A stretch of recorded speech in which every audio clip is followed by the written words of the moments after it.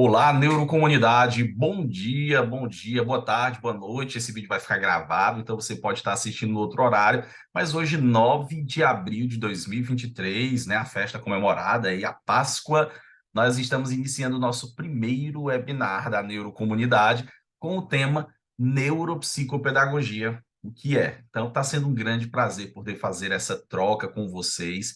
Quem está no grupo da neurocomunidade, onde a gente está sempre trocando informações, onde eu estou sempre disponibilizando materiais, literatura, né? Fica à vontade aí para comentar, para curtir, para compartilhar, porque afinal de contas, conhecimento existe para ser compartilhado.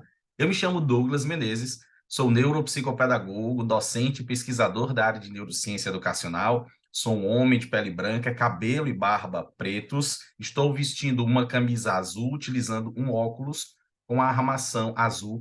Ao meu fundo, vocês podem ver, do lado direito do vídeo de vocês, um jogo de tiro ao alvo, e do lado esquerdo do vídeo de vocês é possível observar também um quadro, um flanelógrafo, com alguns informes espetados com alfinetes. Então, a gente vai iniciando a nossa atividade da manhã de hoje com um importante objetivo de responder uma pergunta que eu acho que já deve ter sido feita por muitos de vocês. O que é neuropsicopedagogia? Principalmente porque nós já temos aí um longo tempo de uma cultura de formação, de divulgação, de conhecimento sobre outra área de atuação que eu diria que é irmã nossa, né, embora sejam bem distintas, que é a psicopedagogia, e aqui vai todo carinho e respeito, né, em homenagem aos nossos colegas psicopedagogos que também lidam aí com o mesmo objeto de estudo, que é a aprendizagem humana, mas nós vamos trazer aqui distinções, por que essas áreas são diferentes e, claro, focar na neuropsicopedagogia abordando seus aspectos mais detalhados, né, fazendo com que a gente consiga, de fato, reconhecer quais são as suas especificidades, as suas características. Desse modo, então, peço licença a vocês para a gente iniciar a apresentação dos slides. Só um minutinho.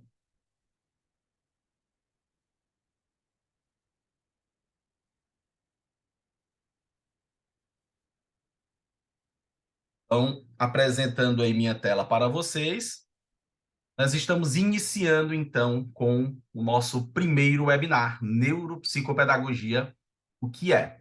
Desse modo, então, o que é a neuropsicopedagogia? O que é essa nova ciência? Que a gente vai ver que, de fato, ela não é tão nova, novíssima, porque ela já se embasa a partir de ciências que têm o seu fazer, né, em outras pesquisas anteriores, mas que, claro, chega no nosso contexto de mundo de uma forma, digamos que, inovadora para as necessidades e para a realidade da educação contemporânea. Então, primeiro ponto que a gente vai precisar abordar nesse sentido, né, é quais são as bases conceituais da neuropsicopedagogia. E por que é importante enfatizar esse aspecto das bases conceituais? Porque tudo que se faz em neuropsicopedagogia precisa ter um embasamento científico. E vocês vão me ouvir muito falar sobre isso dessa vez e em outras vezes que a gente se encontrar. Por quê? Porque a neuropsicopedagogia é uma ciência, como a gente vai tratar posteriormente.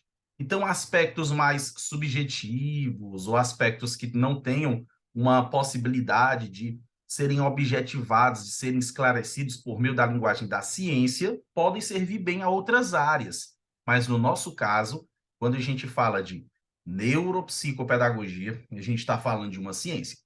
E na ciência nós temos algumas características importantes que precisam ser enfatizadas. Por exemplo, a ciência ela é um saber objetivo, vamos dizer assim. Por que que eu digo que a ciência ela é um saber objetivo?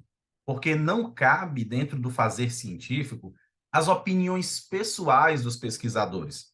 Então, se eu estou conduzindo um estudo científico, se eu estou avaliando o meu paciente na clínica neuropsicopedagógica, se eu estou fazendo qualquer condução nesse sentido, eu preciso me atentar à objetividade dos fatos. Eu não posso estar abrindo espaço para inferir coisas, para trazer proposições que não possam ser verificadas através da objetividade dos fatos. Depois, a gente verifica que o conhecimento científico ele é racional, ou seja, ele precisa obedecer a uma lógica pautada na razão. Não cabe, por exemplo, ou não vale nós fazermos observações pautadas simplesmente naquilo que a gente acha, naquilo que a gente pensa ou naquilo que a gente compreende de forma particular. Mas tem que ter, sim, um crivo de razão. Por isso mesmo que outra característica da ciência é que a ciência ela é sistemática. Tudo que se faz na ciência, tudo, absolutamente tudo que se faz em ciência, segue um passo a passo. Tem protocolos, que é o que você, se já é neuropsicopedagogo, neuropsicopedagoga, ou está estudando para ser, vai perceber que na clínica neuropsicopedagógica ou no ambiente institucional da neuropsicopedagogia, você vai ter constantemente contato com os chamados protocolos. Protocolos de avaliação, protocolos de intervenção, e aí existe uma diferença que a gente vai já explicar, porque no ambiente institucional a gente não trabalha com avaliação, a gente trabalha com a intervenção, e nós vamos aos poucos nos familiarizando, ok? Desse modo, então, o que é que a gente vai percebendo na sequência, né? Além dessa perspectiva de que a ciência ela é objetiva, ela é sistemática, ela é racional.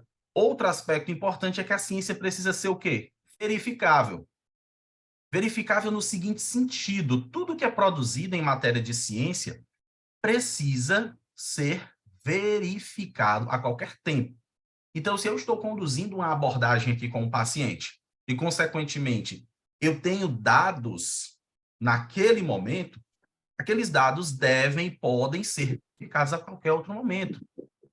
Então, eu tenho condições tanto de que eu, como neuropsicopedagogo, possa fazer essa verificação, como de que outros profissionais também tenham condições de verificar tecnicamente. Então, os dados que eu estou produzindo são dados objetivos, são dados racionais, algo muito importante na neuropsicopedagogia, e a gente trabalha isso de forma muito clara, eles são dados quantificados.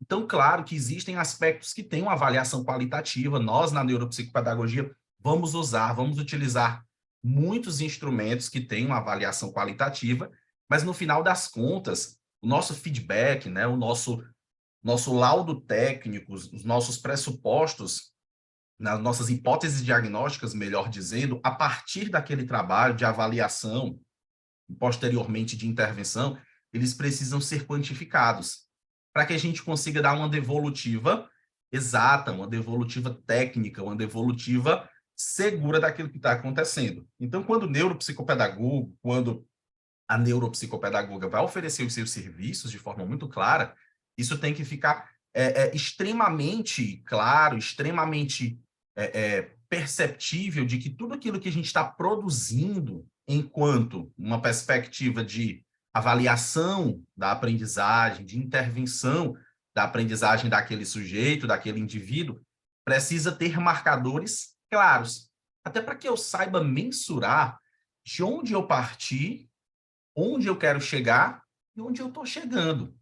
E o que é que adianta, por exemplo, eu, você, neuropsicopedagogos que estamos trabalhando, se estamos fazendo algum tipo de intervenção com um paciente que tem condições de aprendizagem voltadas para a concentração, por exemplo, se a gente não consegue mensurar, se a gente não consegue quantificar como caminha esse crescimento, como caminha esse desenvolvimento, como caminha o proceder que vai ser ofertado para esse indivíduo na clínica. Então, isso é um aspecto muito importante. Nós temos sempre que lembrar que a neuropsicopedagogia, enquanto ciência, ela tem essas características. Então, só para reprisar aqui, para quem de repente chegou agora, a neurociência, a neuropsicopedagogia, perdão, é uma ciência, e enquanto ciência ela vai se pautar nas bases do conhecimento científico. Daí a gente falou que é um conhecimento que precisa ser objetivo, precisa ser racional, precisa ser sistemático. Além disso, ele precisa ser verificável e outra coisa importante, ele precisa ser falível. Como assim? Falível? Essa palavra, num primeiro momento, ela pode soar de forma estranha, né? A ciência é um conhecimento falível? Sim, a ciência é um conhecimento falível. E por que a gente precisa indicar que a ciência é um conhecimento falível? É porque a ciência não tem em nenhum momento a pretensão de se estabelecer como a verdade absoluta. Até porque nós sabemos que aquilo que nós chamamos de verdade, de forma ampla, né, vai sendo atualizado. Então, se em algum momento da história a ciência, por exemplo, estabelecesse que dado conhecimento é um conhecimento estanque, é um conhecimento formal, é um conhecimento que já está pronto e acabado e construído, infelizmente nós teríamos um grande problema, porque a ciência pararia de avançar nesse ponto. Ela deixaria de progredir. E como a ciência tem um caráter progressista, ela sempre está aberta a revisar, a rever as suas próprias bases de conhecimento. Então, consequentemente, a gente verifica que a ciência é falível porque ela considera o erro como parte do processo de construção do conhecimento. É comum nós observarmos na história da humanidade que, num momento ou no outro, a gente vai se deparar com um conceito que não estava muito bem explicado, por falta de mecanismos, recursos ou uma estrutura teórica que melhor validasse aquela questão. E com o passar do tempo, a ciência ela vai sendo atualizada. Por isso é importante nós percebermos o seguinte, que enquanto neuropsicopedagogos e neuropsicopedagogas, nós sempre estaremos trabalhando com a ciência.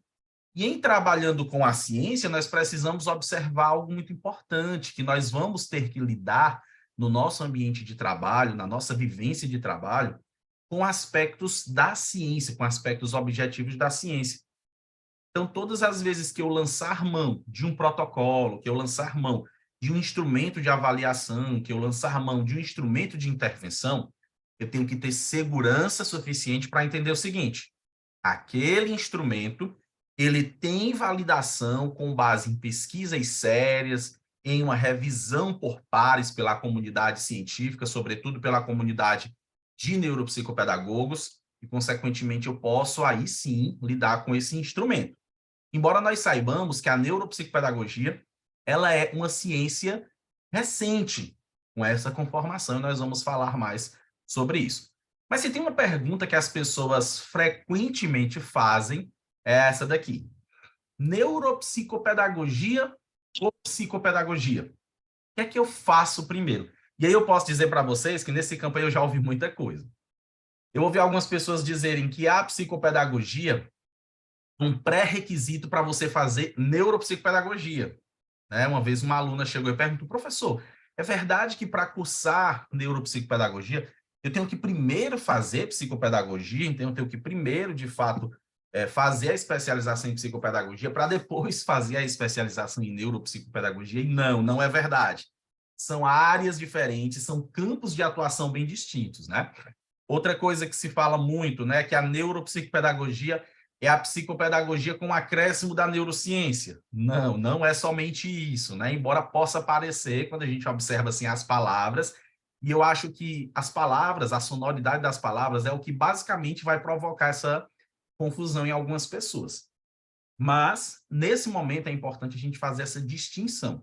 E onde é que a gente vai buscar referência para fazer essa distinção, para desmistificar essas questões? São nos documentos, que são importantes guias com relação ao processo de condução, de construção das próprias profissões, que são os códigos de ética dos profissionais. Inclusive, já deixo aqui o convite para que todas e todos possam fazer a leitura atenta do código de ética do profissional neuropsicopedagogo, que é o código de ética que nos importa, que nos interessa a todos aqueles que atuam com neuropsicopedagogia ou que desejam atuar. É um documento muito importante. Quem está lá no grupo, tá certo? No grupo, na nossa neurocomunidade lá, vai receber, eu vou mandar lá e nós vamos estar na próxima semana, nessa semana que se segue, fazendo um estudo comentado a respeito do código de ética do neuropsicopedagogo. Então, eu vou estar diariamente postando vídeos para vocês sobre o que trata o código de ética, como o código de ética ele pode ser abordado, vou estar informando vocês dessas sessões do código de ética, então vai ser uma semana inteira com esse bate-papo sobre o código de ética, a sua importância e sobre o que ele trata. Isso é muito importante, é o que fundamenta, é o que dá um respaldo legal do ponto de vista amplo e também do ponto de vista técnico para a nossa profissão. Tranquilo? Então, vamos pegar aqui, por exemplo, ó, o código de ética do psicopedagogo. E eu estou pegando do psicopedagogo, fazendo menção ao que a gente trouxe anteriormente, né? Psicopedagogia e neuropsicopedagogia, elas são a mesma coisa, e a gente já sabe que não são a mesma coisa, são inclusive bem distintas. E aí é importante lembrar que num primeiro momento, né, os professores que participaram lá daquele primeiro debate ali por volta dos anos de 2000 até 2014 e culminou com a neuropsicopedagogia, eles se aproximaram bastante da psicopedagogia, porque até então era a área de conhecimento mais próxima que se tinha, consequentemente, daquilo que hoje é a neuropsicopedagogia. Mas por que que houve essa aproximação? Por um fator muito importante. Tanto nós, neuropsicopedagogos, como nossos colegas psicopedagogos, vamos lidar com o mesmo objeto de análise, de estudo, de intervenção e de trabalho, que é o quê? A aprendizagem humana. Psicopedagogos e neuropsicopedagogos estão olhando, digamos assim, para o mesmo objeto, para o mesmo fenômeno. A diferença vai ser é que no embasamento teórico, na fundamentação e no processo de elaboração e execução das suas práticas, as bases são distintas e encaminham para roteiros que têm diferenças com relação ao seu desenvolvimento. Então, eu peguei aí o texto, né, o primeiro artigo, por exemplo, do Código de Ética dos Psicopedagogos, para mostrar para vocês qual é a definição que a própria Associação Brasileira de Psicopedagogia traz sobre a psicopedagogia. Disse, então, que a psicopedagogia é um campo de conhecimento e ação interdisciplinar em educação e saúde, com diferentes sujeitos e sistemas, quer sejam grupos, instituições e comunidades. E aí ele continua debruçando-se, né, falando, desdobrando esse conceito. Mas olha uma informação que é importante, que inclusive eu grifei para vocês. A psicopedagogia é um campo de conhecimento. Então, quando a gente diz que a psicopedagogia é um campo de conhecimento, elabora-se, portanto, a proposição de que é um campo amplo de ação e de conhecimento, onde nesse campo de conhecimento cabem aí proposições teóricas, vão culminar aí, por exemplo, no caso da psicopedagogia, com as proposições de Jorge Visca. Depois, quem tiver curiosidade, desejo de saber mais a respeito, que foi um psicólogo que elaborou, né, o conceito e chegou no que hoje a gente conhece como psicopedagogia. Então, a ideia da psicopedagogia é que ela é um campo de conhecimento, um campo do conhecimento humano, onde se perpassam estudos, pesquisas e reflexões. E qual vai ser a distinção da psicopedagogia para a neuropsicopedagogia? É aí que eu gostaria de delimitar com vocês, porque agora nós vamos observar o nosso código de ética. O código de ética, lá no 10º artigo, que é o código de ética do profissional neuropsicopedagogo. Inclusive, eu acabei de ver agora, ó, que eu cometi um pequeno erro aí no slide. Vou, inclusive, ajeitar aqui para vocês. Peço desculpas, mas para não ficar esse equívoco, ó. É o nosso famoso copia e cola, né, que acaba trazendo essas dificuldades. Então, só um minutinho.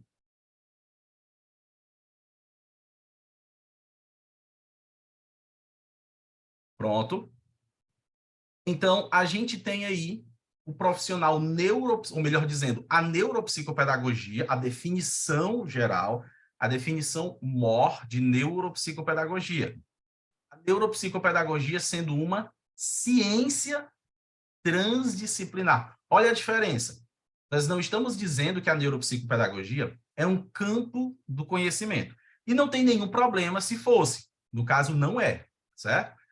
Não entendam que aqui a gente está querendo desqualificar qualquer outro tipo de conhecimento. Pelo contrário, eu acho que quanto mais nós tivermos olhares dedicados para a aprendizagem humana vai ser cada vez mais vista com cuidado, com carinho, para que a gente tenha, de fato, bons e elevados resultados nesse sentido, até porque quando a gente fala de aprendizagem, isso é uma coisa importante, e nós, profissionais da neuropsicopedagogia, deveremos insistentemente lembrar, é que a gente não aprende só na escola. A escola não é o único ou último lugar de aprendizagem. A escola, na verdade, muitas vezes, vai ser um dos ambientes que, em alguns contextos, até fica deslocado da realidade de aprendizagem do sujeito.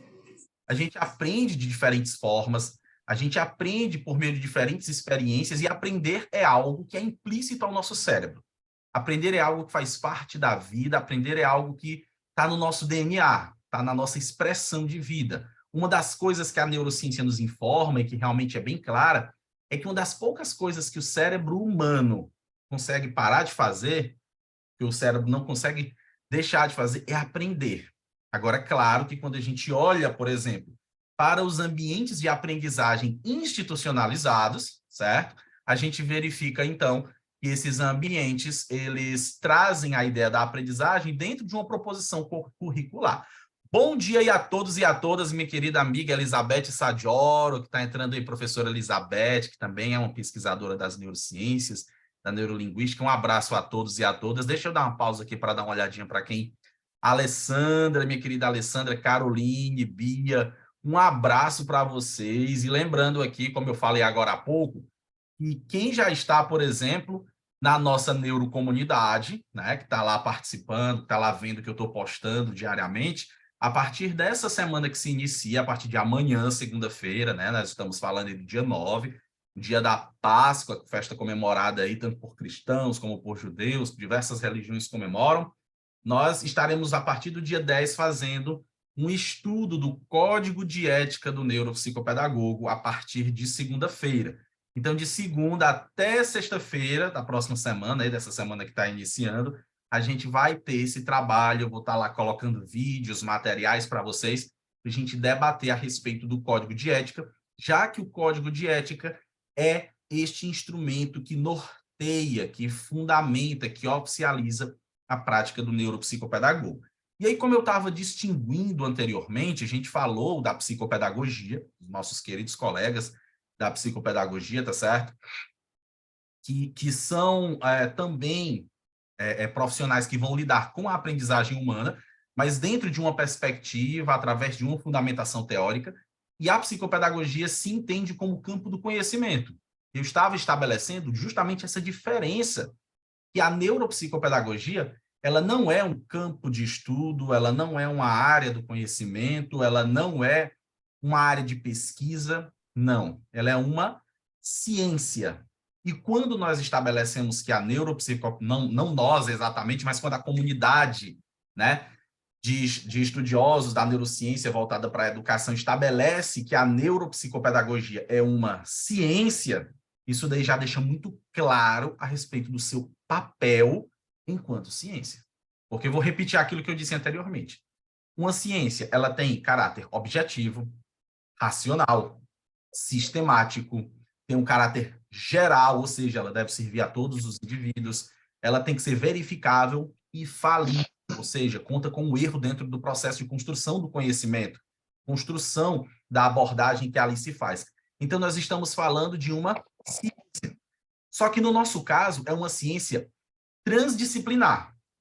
E aí vamos entender, ela não é interdisciplinar. Por quê? Porque quando ela é interdisciplinar, você parte de um campo de conhecimento central que dialoga com outros.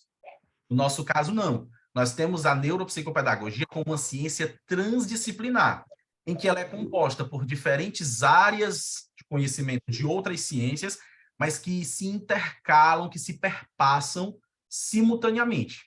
E quais seriam, então, essas áreas do conhecimento que compõem aquilo que hoje a gente conhece como a neuropsicopedagogia? Aí estão elas. A primeira delas é a neurociência. Tudo o que nós vamos fazer, tudo que nós vamos propor, tudo que nós vamos levar em conta no campo da neuropsicopedagogia tem a sua base, seu fundamento nos conhecimentos da neurociência.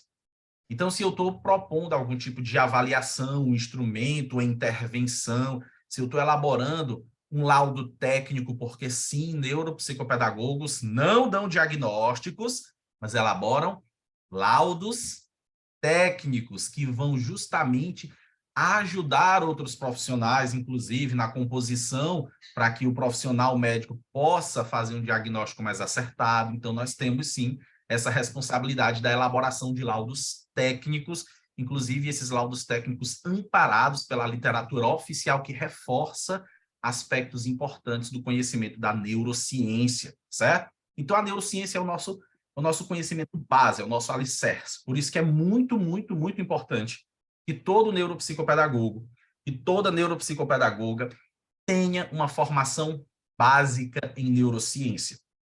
Não estou dizendo que você vai precisar ter um conhecimento absurdo de neurociência como um neurologista, como um cirurgião neurologista. Não, mas você precisa conhecer a matéria base com que você está lidando. Vou até pegar aqui o meu mascote, eu digo brincando, a professora Elizabeth, que é a professora de língua inglesa, ela vai entender o apelido do meu mascote, que é o Brian, né? Porque a gente faz o trocadilho com a palavra cérebro em inglês. Então, vocês precisam de um desses, não do cérebro, mas vocês precisam de recursos que lhes aproximem do estudo do cérebro, do sistema nervoso, do encéfalo humano, ou seja, essa é a nossa matéria base de estudo. Tudo que eu e você, neuropsicopedagogos, estaremos produzindo em matéria de avaliação e intervenção, em última instância, está associado com o quê? Com a nossa capacidade de produzir uma estimulação qualificada para as necessidades daquele cérebro. Então, desde o momento que você recebe o seu setting de aprendizagem, na sua clínica, enfim, no ambiente onde você atenda, por exemplo, no campo clínico, trazendo esse exemplo aqui, nós precisamos entender que ali está um indivíduo, que ele é plural, óbvio, todos nós somos indivíduos que somos atravessados por diferentes dimensões, mas na nossa prática, o neuropsicopedagogo ele vai lidar com a dimensão orgânica da aprendizagem. Ele vai lidar com a dimensão orgânica da aprendizagem do sujeito. Então, é o nosso papel desde já ir identificando. Desde o momento inicial, desde a anamnese, até o momento das intervenções, como nós iremos nos relacionar com as necessidades de uma aprendizagem cada vez melhor qualificada para aquele cérebro. E aí eu já quero aproveitar aqui para fazer uma divulgação. Não é merchan, porque eu não estou ganhando nada com isso, mas para quem ainda, né, não tem uma intimidade com conhecimentos de neurociência, né, com os termos técnicos que eu sei que para algumas pessoas eles, nossa, aterrorizam um pouco, esse livro que eu vou apresentar aqui, ele é um livro muito bacana, tá certo? É um livro que ele tem uma linguagem, na minha opinião, ele tem uma linguagem bastante acessível para quem ainda não tem muita intimidade com termos da biologia, com termos da anatomia, da fisiologia, né, da neuroanatomia, da neurofisiologia, que é esse livro aqui, ó.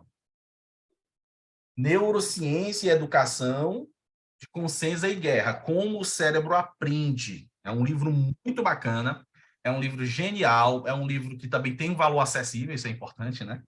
Mas que é muito bacana porque é um livro que consegue estabelecer um contato muito legal com a dimensão técnica das neurociências e com o aspecto pedagógico, com o aspecto que está voltado para a aprendizagem. Então, a gente consegue ver se entrelaçar acontecer na leitura do livro. E é uma leitura fácil, rapidinho, você termina esse livro. Eu sempre mantenho esse aqui na cabeceira, porque tal hora a gente está consultando alguma coisa, são sempre consultas muito importantes que a gente precisa fazer.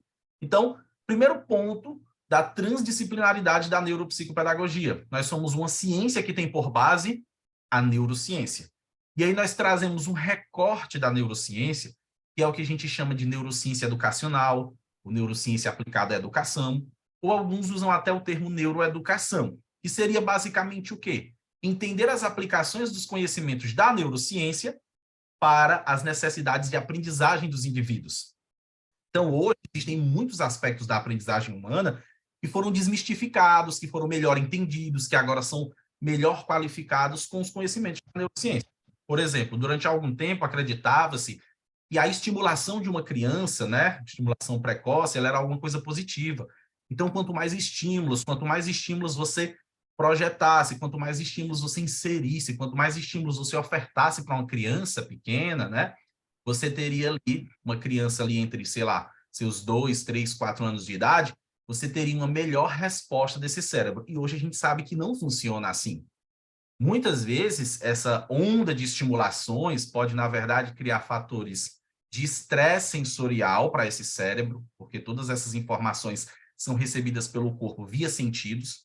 Alguns desses sentidos ainda são imaturos para perceber de forma qualificada, tendo em vista que o sistema nervoso de uma criança ainda está estruturando, amadurecendo e organizando algumas das suas estruturações, algumas das suas conformações. Então, consequentemente, hoje a gente já tem outra visão dessa estimulação precoce, dessa estimulação demasiada. Ou seja, foi uma forma de pensar que foi sendo alterada dentro do ambiente de educação, baseado em quê? Na perspectiva da neurociência.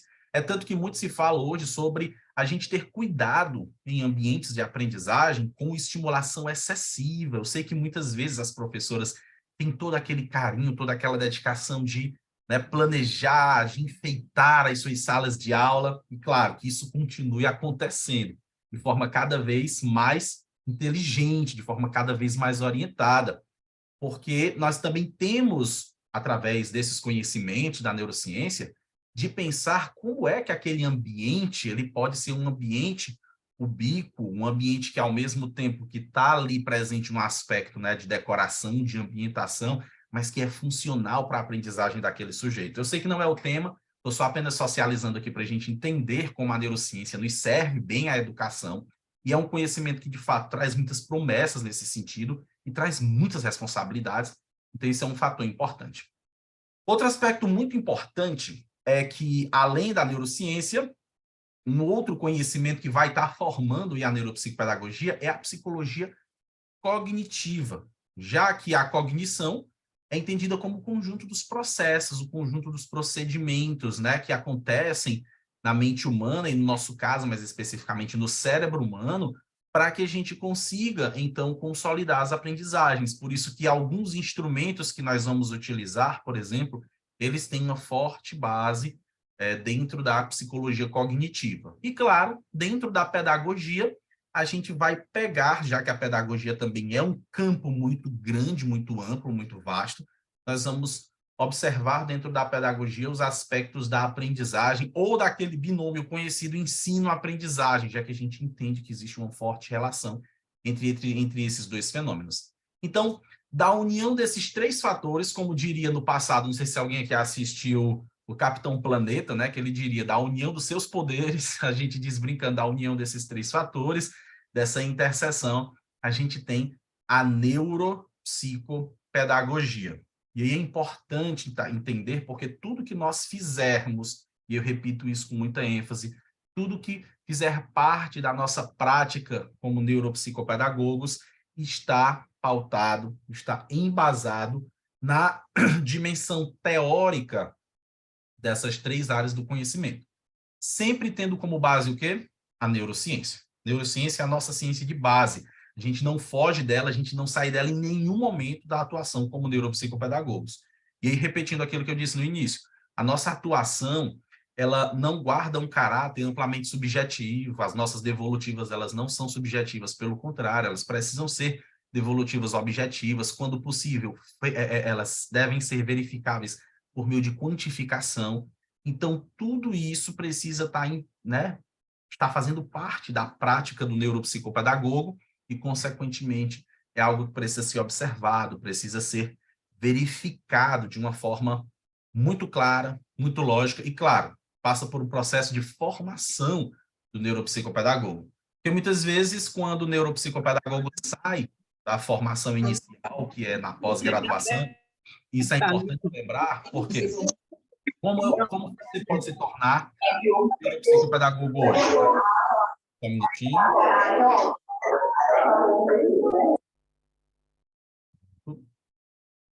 Obrigado.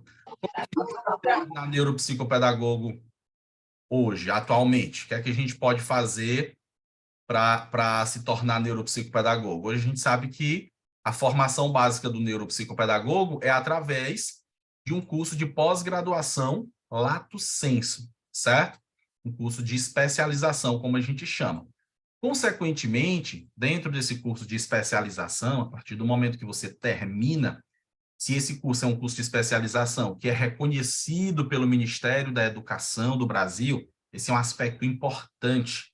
Então, todas as vezes que você for procurar um curso de especialização, faça essa verificação, e a gente consegue fazer essa verificação através do portal EMEC, certo? Portal muito importante que todo professor deve estar aí associado, né?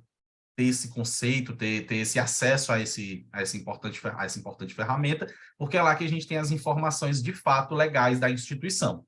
Então, na hora que você fez a especialização em neuropsicopedagogia, terminou a sua especialização e, consequentemente, está com o diploma em mãos, em tese, do ponto de vista legal, você está pronto para atuar como neuropsicopedagogo, como neuropsicopedagoga. Aí vão vir as perguntas, né? Eu não preciso me associar a tal lugar, eu não preciso me vincular a uma instituição. Para fins gerais, não. Você tendo seu diploma em mãos, e aí lembrando que é uma observação que eu sempre faço, né? Qualquer profissional pode cursar neuropsicopedagogia? Bem, a legislação brasileira diz que quem tem um curso de graduação de ensino superior pode sim cursar a especialização em neuropsicopedagogia. Particularmente, eu entendo que a neuropsicopedagogia ela serve muito bem como continuidade da formação para atuação profissional, quando o profissional que vai procurar é um profissional que vem da psicologia, da pedagogia. A gente tem muitos pedagogos, eu tenho muitos alunos e alunas na especialização que são pedagogos e que estão cursando neuropsicopedagogia, e os profissionais das licenciaturas. Por quê? Porque se o nosso objetivo é chegar nos processos de aprendizagem, se o nosso objeto de estudo, de análise de trabalho é a aprendizagem humana, embora, claro, com as bases neurobiológicas, a gente entende que sim, esses profissionais eles já lidam com aspectos da aprendizagem. Agora, é claro que existem pessoas e pessoas, fatores e fatores. De repente, tem aquela pessoa que trabalha em instituição, que cursou administração, por exemplo, e que entendeu que a neuropsicopedagogia vai alavancar o seu trabalho no ambiente organizacional. É uma outra possibilidade? É também.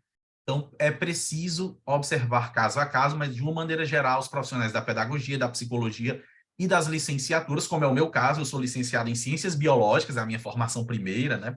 Me apaixonei pelas neurociências, né? Pesquiso neurociências desde há algum tempo, e aí, quando a neuropsicopedagogia foi formalizada, eu, de fato, fui em busca e hoje tenho essa oportunidade, que eu acho que é uma honra para a gente poder estar inserido no universo dos profissionais da neuropsicopedagogia. Tranquilo? E aí a gente vai já falar um pouquinho mais sobre essa questão de formalização da profissão, como é que é entendido hoje na legislação brasileira, o que é que o neuropsicopedagogo tem enquanto, né, perspectiva formal. E aí uma coisa importante que nós estabelecemos, né, e que isso pode ter um valor, entre aspas, simbólico, mas do ponto de vista técnico tem um valor muito claro, como neuropsicopedagogos, nós trabalhamos dentro de uma abordagem científica. Eu acho que isso já ficou claro. Então, embora muitas pessoas vejam semelhanças entre a neuropsicopedagogia e a psicopedagogia, por exemplo, nós já sabemos, já identificamos que são áreas distintas. E é óbvio que essas distinções elas existem por aspectos formais, conceituais, teóricos e principalmente no campo prático. Por exemplo, nós não vamos chamar o nosso paciente, que é como a gente chama na neuropsicopedagogia, de cliente, de aprendente, de aluno, não. Até porque o neuropsicopedagogo, ele não é um professor ou não é um assistente pedagógico que vai promover reforço, promover... Não, não é nosso papel, tá certo? Isso precisa ficar muito claro. Qual é o nosso papel? Nós somos profissionais com a capacitação para oferecer avaliação e intervenções no campo da aprendizagem baseadas na neurociência, na psicologia cognitiva e na pedagogia. Esse é o nosso papel, essa é a nossa função. Então, nós somos profissionais que temos essa qualificação. E aí, claro, como eu estava falando anteriormente, é muito comum que o profissional, o neuropsicopedagogo, assim que sai da faculdade, ele não tenha segurança o suficiente para dizer, nossa, eu vou começar a clinicar, ou eu vou começar a atender institucionalmente, eu vou começar a prestar serviço para empresas, para organizações da sociedade civil, as antigas ONGs, né, que a gente chama hoje de OSCs. A gente ainda não tem essa segurança por diversos aspectos. E um dos aspectos que eu particularmente compreendo é que ainda não temos, como somos uma área, né, de atuação nova, como somos uma profissão recente, nós ainda não temos muitas vezes configurado uma proposição coletiva, um grupo onde a gente possa realmente se estabelecer, trocar ideias, trocar informações, bater um papo, pegar um feedback de um colega. É tanto que em algumas instituições por onde eu passei, eu até verificava algo que eu achava curioso, né, e ao mesmo tempo ruim. Muitas vezes em turmas de neuropsicopedagogia, onde eu fui lecionar algumas disciplinas, os alunos já estavam chegando no final do curso e diziam assim, mas professor, o senhor é o primeiro neuropsicopedagogo com quem a gente está tendo contato. A gente teve disciplinas com outros profissionais. E isso não é um impedimento, né? Dentro da neuropsicopedagogia, tem disciplinas, sim, que podem ser ministradas por psicólogos, por farmacêuticos, enfim, por diversos outros profissionais. Mas é imprescindível que o aluno tenha contato com profissionais da sua área de formação, até para que se gere um processo de identificação, de proposição, para que se crie uma identidade real. Então, o que eu percebo, isso é que é uma análise minha, né, também da minha caminhada como neuropsicopedagogo, eu passei por conta da internet a me relacionar muito mais com profissionais de outros estados, tendo em vista que aqui no nosso estado, Fortaleza, né, no Ceará, em Fortaleza, onde eu resido, a gente ainda não tem, ou não tínhamos, né, porque nós estamos aí com a nossa neurocomunidade, iniciando os nossos trabalhos, nós não tínhamos uma estrutura de identificação que pudesse trazer para a gente essa reflexão e essa segurança. Mas, fazendo já aqui essa nossa divulgação, nós temos o grupo Neurocomunidade, que tem justamente essa finalidade de fazer com que a gente crie essa identificação, com que a gente encontre outras pessoas interessadas no mesmo tema, produzindo esse engajamento voltado para essa proposição. E tudo que for de novidade, de proposição nova, de nova música, a gente vai estar divulgando lá, sim. Tá certo? Voltando aqui, nossa apresentação. Então, dentro da neuropsicopedagogia, nós temos duas áreas de atuação, ou dois campos de atuação, digamos assim, de forma ampla, que são a neuropsicopedagogia clínica e a neuropsicopedagogia institucional. E qual é a diferença? Elas são iguais? Óbvio que não, né? Os nomes já estão dizendo aí que são campos distintos. A neuropsicopedagogia clínica é aquela que vai se voltar, que vai se direcionar para o atendimento a indivíduos, a pessoas, a sujeitos, né, individualmente. Então, o neuropsicopedagogo clínico, ele vai atender especificamente a pessoas que procurem esse serviço sob uma demanda específica. Então, o paciente ou a família do paciente traz uma queixa e, em cima daquela queixa, será feita um processo de avaliação, e é um dos diferenciais da neuropsicopedagogia clínica. O neuropsicopedagogo ele vai lançar mão de instrumentos para fazer uma avaliação clínica das condições de aprendizagem desse indivíduo, e em cima dessa avaliação ele vai propor intervenções, onde em cima dessas intervenções qual é o principal objetivo? Favorecer uma estimulação qualificada daquele cérebro para robustecer as áreas que de alguma forma estão penalizadas no processo de aprendizagem. Então, a gente já sabe do ponto de vista neurobiológico que o nosso cérebro funciona e se estrutura por meio da efetivação de sinapses. Essas sinapses são as regiões de contato entre neurônios. Consequentemente, a estimulação, e a gente sabe isso principalmente por conta da neuroplasticidade, que é uma das grandes descobertas da neurociência no século XXI, Eric Kandel, né, que é um importante neurocientista, vai trazer isso à tona por meio de proposições muito interessantes.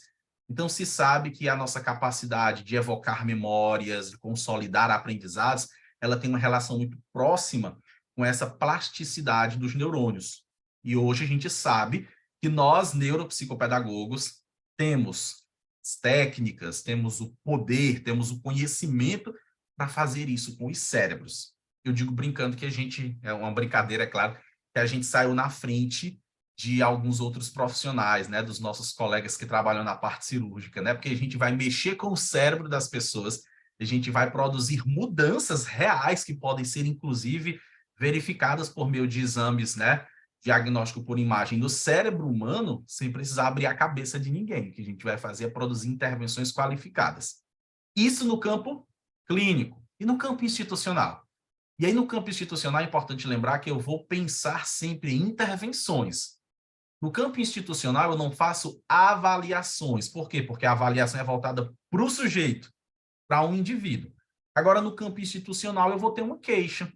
Essa queixa pode vir do gestor, pode vir do professor, do coordenador, enfim, de uma instituição que procura os meus serviços como neuropsicopedagogo para que eu possa, a partir daí, usar técnicas, ferramentas, abordagens para envolver aquele grupo e melhor entender e qualificar os caminhos que vão para a aprendizagem. Então, dentro do campo institucional, eu posso trabalhar em processos de orientação, em processos de mentoria, de grupos de estudo, de elaboração de planejamentos. Então, esse também é um aspecto importante dentro da atuação do neuropsicopedagogo.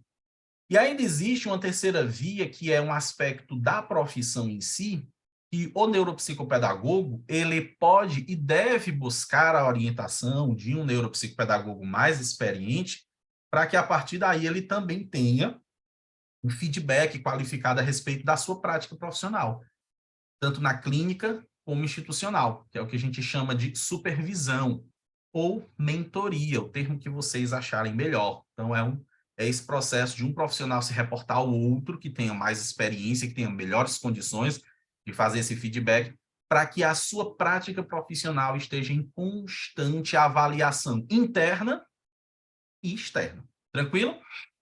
E é importante lembrar, como eu já mencionei anteriormente a vocês, que nós temos um documento base que norteia os aspectos legais da nossa profissão, que é o Código de Ética dos Profissionais da Neuropsicopedagogia.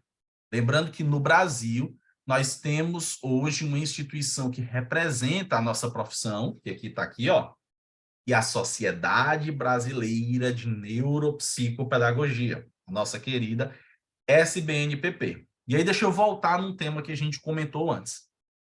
Eu falei para vocês que quando você termina a pós-graduação e está com seu diploma em mãos, estou com meu diploma, você já pode, de fato, legalmente, você já pode atender como neuropsicopedagogo, não é verdade? É verdade. Porém, aí a gente chega no outro ponto importante, que é o aspecto de crescimento em comunidade.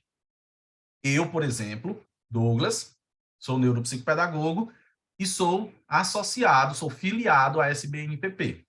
Não é obrigatório, vale lembrar, né, do ponto de vista legal, mas é importante reconhecer que se nós estamos fazendo parte de um movimento que busca cada vez mais o reconhecimento e espaço legal para a nossa profissão, é importante que a gente tenha condições de se associar a esse grupo que dá essa representação legal. Então, por exemplo, há 2 anos atrás, mais ou menos, 1 ano, 2 anos atrás, o grupo, né, de representantes, a presidência, enfim, os executivos da SBNPP conseguiram, junto, né, de representantes do poder político, a aprovação do CBO da neuropsicopedagogia. E o que é o CBO? É o Cadastro Brasileiro de Ocupações. Hoje, nós temos um CBO para o neuropsicopedagogo clínico e um CBO para o neuropsicopedagogo institucional. O que é que isso quer dizer? Que nós temos um reconhecimento formal enquanto profissão.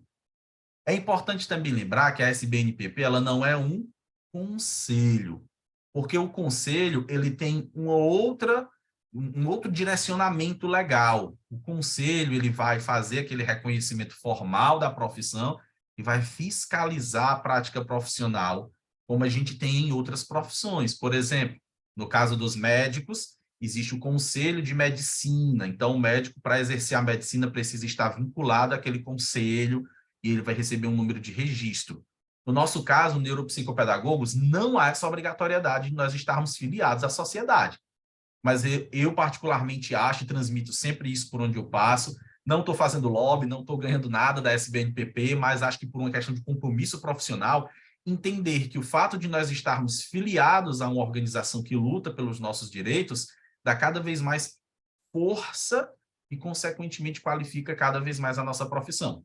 Sem contar que quando você se apresenta em um lugar, você vai fazer, por exemplo, uma visita numa escola para falar a respeito de um paciente seu e você apresenta a sua credencial, apresenta a sua carteirinha, você mostra que tem um número de registro, socialmente isso traz uma segurança muito maior com relação à sua prática profissional. Então, são aspectos importantes que eu acredito que precisam ser incentivados cada vez mais para que, então, a gente tenha condições de lutar pelo fortalecimento da nossa profissão. E sim, a neuropsicopedagogia é uma profissão, tem reconhecimento no Cadastro Brasileiro de Ocupações, como eu já falei para vocês, embora muitas pessoas digam, não, não é uma profissão. Sim, nós temos hoje, sim, inclusive, neuropsicopedagogos podem, né, existe uma resolução para isso na SBNPP, uma orientação, na verdade, um documento que orienta e instrui o neuropsicopedagogo com relação à montagem de settings de aprendizagem, de espaços, né, que são voltados para esse fim, sob gerenciamento, sob organização do profissional neuropsicopedagogo. Todas essas informações que eu estou trazendo aqui, a gente encontra no site da SBNPP, é muito fácil de encontrar, e quem está no grupo, na nossa neurocomunidade, eu também vou estar compartilhando bastante coisa por lá, ok? Esse é o símbolo da neuropsicopedagogia, para quem não conhecia, muito prazer. É um livro que vai se abrindo e de dentro dele vão saindo fios, né, que vão formando o encéfalo humano, né? Então, é um símbolo muito significativo para a gente, que condensa, que contempla essas duas dinâmicas, essas duas dimensões aí, que são a aprendizagem, representada pelo livro, né? E o cérebro humano, representando os conhecimentos da neurociência. Uma outra indicação que eu gostaria de deixar aqui com vocês é a Revista Brasileira de Neuropsicopedagogia, um importante periódico da nossa atuação. Claro que existem várias outras revistas que também podem fortalecer esse laço, mas esse periódico é muito bacana porque ele traz informações de publicações que os nossos amigos, colegas profissionais da neuropsicopedagogia estão produzindo e, claro, produz uma atualização de conhecimentos para quem está atuando com a neuropsicopedagogia. É algo muito bacana. E, portanto, a gente vai se aproximando do fim desse nosso momento, dessa nossa exposição. Já são quase 11 horas aqui. E eu queria deixar esse espaço final livre para que vocês pudessem, quem quiser, claro, né, perguntar, quem quiser, de repente, mandar uma ideia, falar alguma coisa, só antes de tudo, compartilhar com vocês aqui. Só um minutinho. Vou dando um tilt aqui, pronto. Queria compartilhar com vocês o meu site, tá certo? Vou colocar o endereço aí no chat também, mas quem depois estiver assistindo pelo YouTube vai poder ter acesso aí, tá bom? Porque lá eu sempre estou colocando algumas informações novas, tá certo? Estou colocando algumas proposições, colocando artigos, então é um lugar que eu sempre utilizo para fazer essa divulgação da neuropsicopedagogia. Então, aqui, por exemplo, eu sempre coloco... Aqui são alguns cursos que a gente vai estar futuramente desenvolvendo, tá certo? Alguns deles já estão nas vésperas de serem, né, lançados. Aqui, ó, o link da nossa neurocomunidade. Esse curso aqui, Neurociência das Emoções, falta só alguns detalhes para ele ser lançado, e assim que for lançado, a gente vai estar informando. Então, aqui tem bastante informações. Tem uma aba aqui de artigos, onde eu sempre vou estar colocando aí semanalmente um artigo. Já temos aqui um artigo sobre o que é neuropsicopedagogia. Então, você tem interesse de saber o que é? Ó, aqui tem todas as referências. Então, é um espaço bacana em que eu também tenho a oportunidade de estar dividindo com vocês. Pronto, o nome do livro é Neurociência e Educação. Vou colocar aí para vocês, só um minutinho. De Consenza e Guerra. Depois eu vou estar fazendo uma publicação, quem segue lá no Instagram, tá certo? @NPP_Douglas_Menezes. Quem depois quiser seguir lá no Instagram, eu vou estar fazendo uma publicação sobre lista de livros, né? Um top 5 aí de livros para vocês estarem lendo e se aprimorando com relação à neuropsicopedagogia, até porque lembremos todos nós, todo neuropsicopedagogo é um cientista. A neuropsicopedagogia é uma ciência, todos nós somos cientistas, somos pessoas que lidamos com a prática de uma ciência que tem por fim trabalhar a aprendizagem humana. Então, todo cientista precisa naturalmente de boa fundamentação, de bons conhecimentos, de um conhecimento qualificado, sério, honesto, comprometido com o trabalho. E é isso. E no mais, queria agradecer a presença de todas vocês. Nós temos um grupo aqui eminentemente feminino, isso é muito bacana. E dizer que foi muito bacana esse primeiro momento que a gente teve. Esperem que teremos outros. E depois essa palestra vai ficar disponível, esse webinar, melhor dizendo, vai ficar disponível no YouTube. Porém, o material que eu vou disseminar, depois que eu vou compartilhar, vai somente para a galera que está na nossa neurocomunidade. Então, fique atento se você ainda não entrou, se você ainda não faz parte.